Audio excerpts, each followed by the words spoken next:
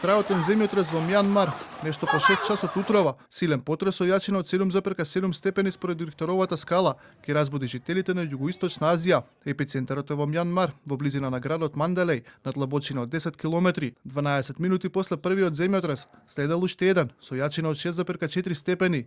Потресите биле почувствувани во соседните држави, но и во југозападна Кина, оддалечена стотици километри.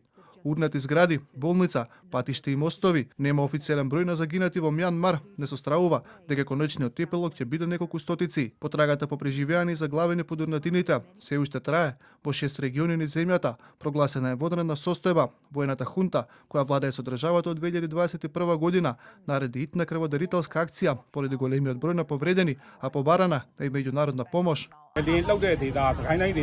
Колку што сум запознаен, епицентарот е во Сагаинг. Можно е таму да има повеќе загинати, бидејќи жртви се пријавени и на други места.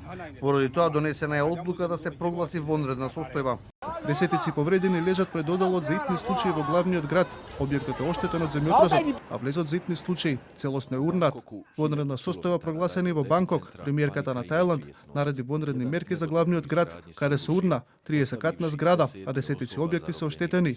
Според последните информации, тројца се починати, а 90 лица се борат како исчезнати. Железничкиот сообраќај низ земјата е во прекин, а во некои делови од Тајланд во прекин и патниот сообраќај. Прво не свати што се случува, а потоа видов како се тресат масата и компјутерот. Кога се слушна како пукаат зидовите и прозорците, бев сигурен дека е земјотрес. Се урна и делотаванот. Проверував порака на мојот мобилен телефон. Бев во мојата фотелја и одеднаш се почна да се движи напред-назад, а потоа се превртев и ја удрив главата од масата. Мјанмар е во криза откако со државен удар. Воената хунта ја презада власта во 2021 година.